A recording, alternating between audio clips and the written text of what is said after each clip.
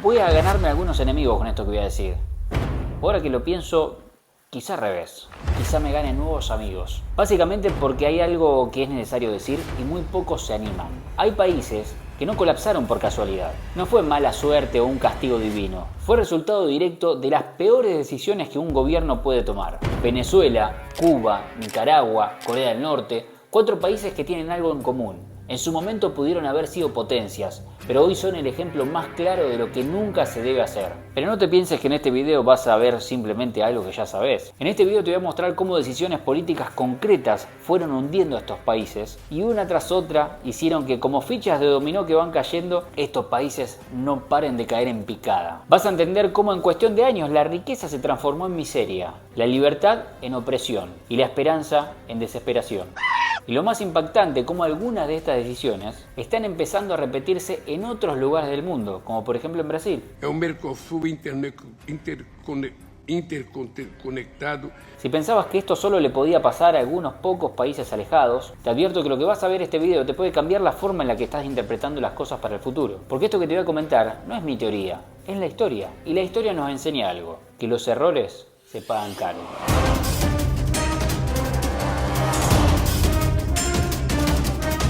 Vamos a comenzar por Venezuela, un país que en algún tiempo fue la envidia de América Latina, con una de las reservas de petróleo más grandes del mundo, que en algún momento tenía una economía próspera, con una calidad de vida que muchos países del continente deseaban tener. Hoy es el epicentro de una crisis humanitaria que ha obligado a más de 7 millones de venezolanos a huir, y todo comenzó con una sola decisión: entregarle el poder absoluto a un militar populista que prometía justicia social y terminó destruyendo a la nación. Hugo Chávez llegó al poder vendiéndose como el salvador del pueblo. Su discurso era el clásico: los ricos son los malos, los empresarios son el enemigo y el Estado tiene que controlarlo todo. Expropió empresas, estatizó industrias, persiguió a la oposición y con el tiempo concentró todo el poder en sus manos. La democracia quedó de lado y se instaló un régimen que se disfrazaba de socialismo, pero que en realidad no era más que una dictadura disfrazada. Y cuando Chávez murió, le dejó su legado a Nicolás Maduro. Vamos a darnos, pues, donde quiera. Un burócrata con la misma intención de aferrarse al poder a cualquier costo. Ahí es cuando la pesadilla se intensificó. No te tengo miedo, Elon Musk.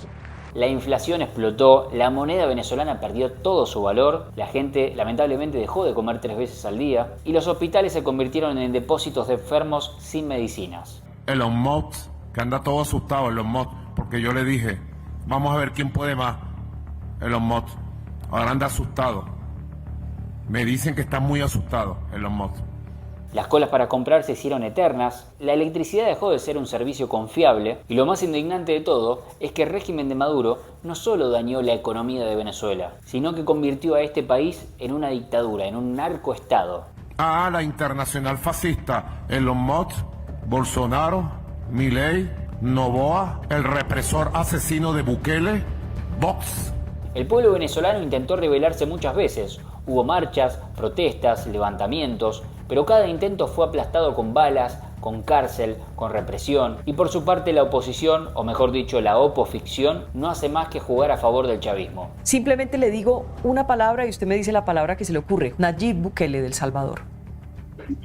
Contradictorio. La justicia, el ejército y los medios de comunicación están todos comprados. Venezuela no cayó por una catástrofe natural. Venezuela se hundió porque sus líderes tomaron decisiones deliberadamente para perpetuarse eternamente en el poder a causa del sufrimiento de la gente. Y lo peor de todo es que Venezuela ya tenía un país que le había marcado el camino por donde no tenían que ir. Y así todo siguió ese camino. Ese país que les estoy hablando es Cuba, el laboratorio original del socialismo en América Latina. El modelo que inspiró a todas las dictaduras comunistas de la región. Un país que alguna vez fue uno de los más desarrollados de la región, con altos niveles de educación, salud y turismo, terminó convirtiéndose en una prisión a cielo abierto. Todo comenzó con la llegada de Fidel Castro al poder en 1959. Se vendió como el gran revolucionario, la persona que iba a liberar al pueblo cubano de la corrupción y la desigualdad. Pero en poco tiempo expropió empresas, eliminó la propiedad privada y estableció un régimen de partido único. No se podía pensar distinto, no se podía hablar mal del gobierno, no se podía salir del país sin permiso. El pueblo cubano pasó de ser dueño de su destino a convertirse en esclavo del Estado. Debajo de mi casa vivían 2 personas que se murieron de frío. Perdón. No. A ver, ¿qué Cuba estaba hablando? Que no hay desnutrición infantil. Bueno, ¿tú has ido al campo cubano? Vos podés ¿Has decir, visto al vos campo podés cubano? decir ¿Has visto quieras, a los niños cubanos? ¿Me vas a decir a mí que no hay desnutrición infantil? Las estadísticas de las Naciones Unidas. Las Naciones Unidas no entra a Cuba. Ya voy, Luis, para. Las Naciones Unidas no entra a Cuba, no tiene estadísticas verificables. El régimen hasta el día de hoy les da comida racionada, es decir, que no podés ir y comprarte lo que vos quieras en el supermercado. El régimen te asignaba el trabajo y te lavaba todo el tiempo el cerebro con una propaganda comunista. Cualquiera que se atreviera a desafiar al sistema, preso, exiliado o hasta incluso fusilado. Los cubanos intentaron escapar de la dictadura de todas las formas posibles, en balsas improvisadas, cruzando el mar en condiciones inhumanas, arriesgando sus vidas para llegar a Estados Unidos o a cualquier otro lugar donde pudieran ser libres. Pero el régimen siempre tuvo su respuesta: más represión, más control y más miedo. El comunismo convirtió a Cuba en un museo del fracaso. Mientras los turistas pasean por La Habana Vieja, le sacan fotos a los habanos, a los autos antiguos, los cubanos hacen filas interminables para poder conseguir internet, jabón, un pedazo de pan o un maple de huevos. Los mejores médicos, altamente calificados, son enviados como esclavos a otros países para poder traer dinero al régimen. Y lo más irónico de todo es que después de más de 60 años de dictadura, la propaganda comunista sigue vendiendo a Cuba como un paraíso socialista.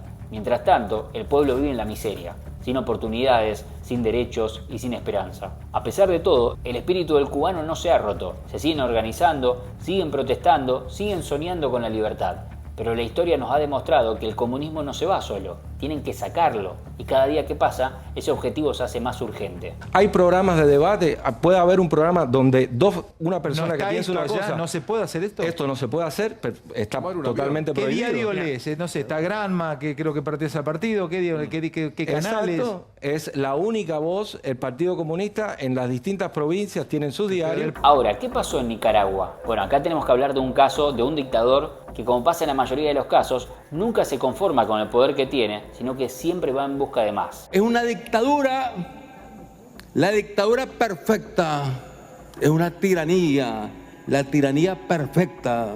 Lo que está pasando en Nicaragua es una copia exacta del modelo que vimos en Cuba y que vimos en Venezuela, pero con un descaro mucho mayor. Daniel Ortega llegó al poder en los años 80 como líder sandinista, después de derrocar a Somoza, un dictador que tenía el país en su puño de hierro. La gente creyó que estaba eligiendo el camino de la libertad, pero lo que hizo Ortega fue reemplazar una dictadura por otra. Y cuando perdió las elecciones en los 90, esperó pacientemente su regreso. Lo logró en 2007 y desde entonces no ha soltado el poder. Estamos hablando de 18 años consecutivos al momento de hacer este video. Ortega destruyó la democracia de Nicaragua con métodos que parecen calcados de un manual comunista. Controló la justicia, eliminó a la oposición, se apropió de los medios de comunicación y cuando la gente salió a protestar en 2018, respondió con violencia extrema. Hubo más de 300 muertos, miles de exiliados, periodistas perseguidos y universidades cerradas por atreverse a desafiar al régimen. Pero la parte más enferma del asunto es que Ortega ni siquiera está actuando solo.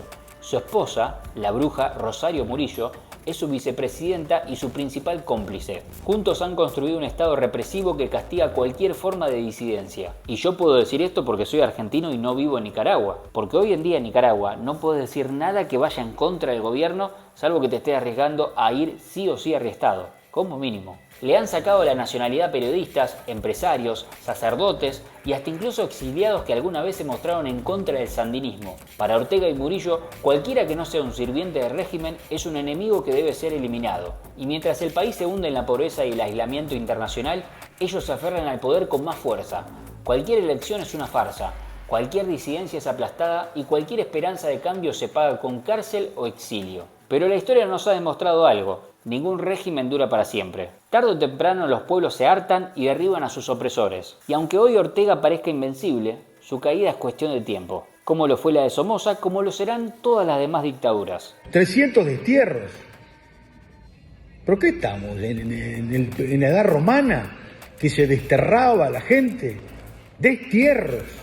Eliminación de ciudadanía. No. Las situaciones en materia de privaciones de libertad civil, ¿cuánta gente sabemos, cuántos periodistas sabemos que no están hoy pudiendo trabajar libremente en Nicaragua? A ver, digamos las cosas como son. en español clásico y en español antiguo. Es probablemente la peor dictadura del continente, la peor. Y pasemos ahora al caso más extremo de todos, el de Corea del Norte. Es el ejemplo perfecto de lo que sucede cuando un país es gobernado por un régimen comunista sin límites. No estamos hablando de un país pobre o subdesarrollado, estamos hablando de una prisión a cielo abierto, un lugar donde no tenés derecho a nada. No podés elegir tu gobierno, no podés hablar libremente, no podés salir del país, no podés acceder a información externa. Todo lo que sabés, todo lo que ves, todo lo que pensás y todo lo que consumís está controlado directamente por el Estado. El problema de Corea del Norte no es solo la dictadura en sí, sino que es un sistema diseñado para perpetuarse. Kim Il-sung fue el primero en llegar al poder con el apoyo de la Unión Soviética. Después su hijo, Kim Jong-il, tomó el mando y ahora su nieto, Kim Jong-un, es el dueño absoluto del país. 3 generaciones de tiranos que han mantenido a su pueblo en la miseria total, mientras ellos viven como reyes. La gente se está muriendo de hambre, mientras el régimen gasta millones en desarrollar misiles nucleares.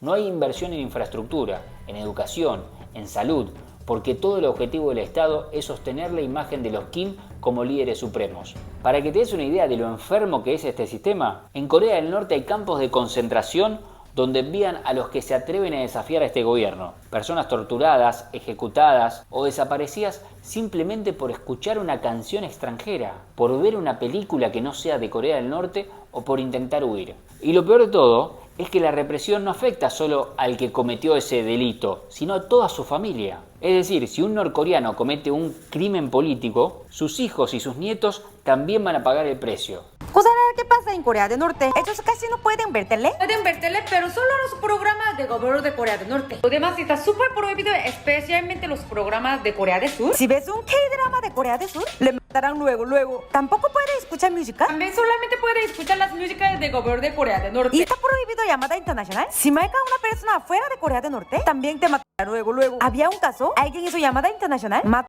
a esta persona y una plaza pública con 15.000 personas viendo para darle miedo a otros. Mientras tanto, el resto del mundo mira para otro lado, porque a nadie le conviene meterse con el régimen de Kim. China lo protege, Rusia lo usa como un peón en sus conflictos con Occidente y la ONU se limita a lanzar comunicados que no sirven para nada. Las ONG y los organismos internacionales no sirven para nada. Pero lo más trágico de todo es que los norcoreanos ni siquiera saben que están viviendo en una dictadura, porque para ellos es la normalidad. Desde que nacen, son sometidos a un lavado de cerebro brutal. Crecen creyendo de que el resto del mundo es un infierno y que ellos viven en un paraíso socialista. Y ahí está el verdadero problema. Mientras en Venezuela, Cuba o Nicaragua la gente sabe que está gobernada por delincuentes, en Corea del Norte la gente no tiene ni la más mínima idea, no toman dimensión. Son prisioneros sin rejas, son esclavos sin saberlo.